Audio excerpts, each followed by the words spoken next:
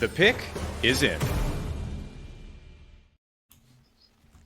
The Houston Texans have made a selection in the 2024 NFL Draft. Alongside Locked On College Football host Spencer McLaughlin, I'm Tanitra Batiste, joined by John Hickman of Locked On Texans to break down the Texans selecting Kamari Lassiter with the number 42 pick. So, John, Lassiter is part of a run of corners that's been happening in the second round midway through. But what makes this guy considered to be so fundamentally sound so special?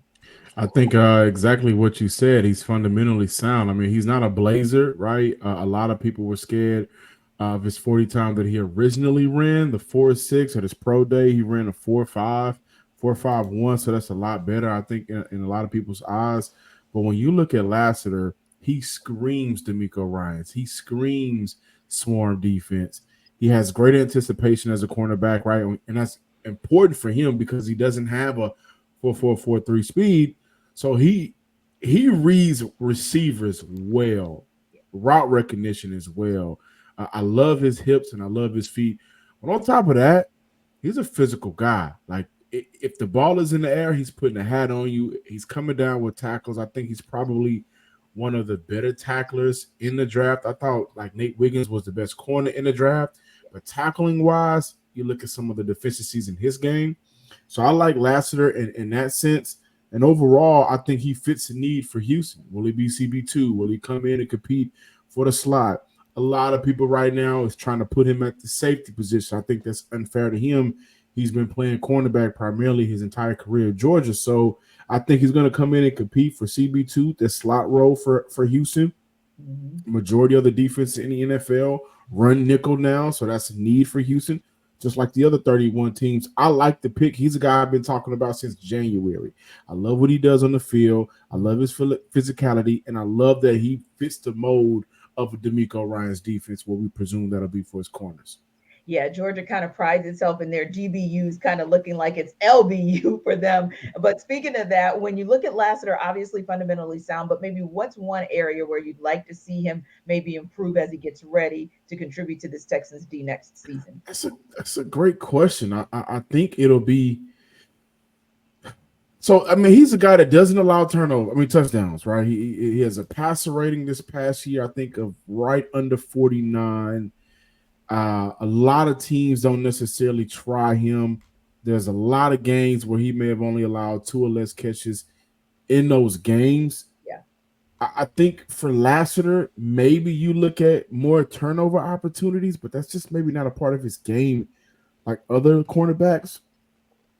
At this point in time, I don't necessarily know where I think he needs to improve. I just think he needs to get acclimated to the NFL speed. And I think when I look at that part of his game, that's where I can say maybe along the lines, this offseason training camp, maybe we can come back and I said, oh, well, this is where he needs to improve. But as of right now coming out, I mean, he fits all of the mold that this team wants defensively. And again, he doesn't allow guys to necessarily get open because of how he anticipates the routes. So maybe that speed in the NFL level will throw him off a little bit. He has to adjust that part of his game.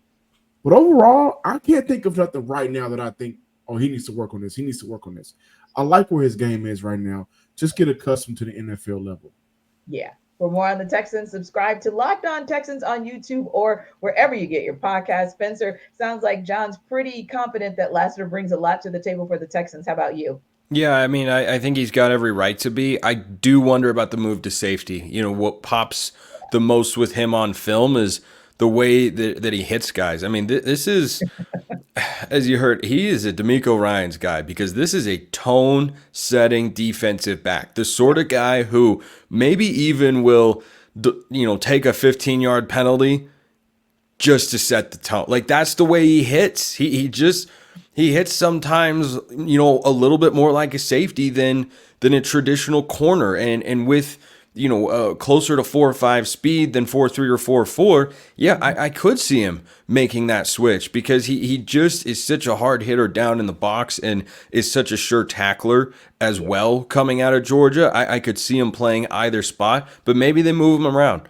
Maybe they put him at the nickel spot and say, that's kind of a hybrid safety corner position. I think he could fill that role exceptionally well. But certainly, this is just another in a long line of Georgia Bulldogs that are taking the NFL by storm. Yeah, for continuing coverage of the 2024 NFL Draft, subscribe to Locked On NFL on YouTube or wherever you get your podcasts. Part of the Locked On Podcast Network. Your team every day.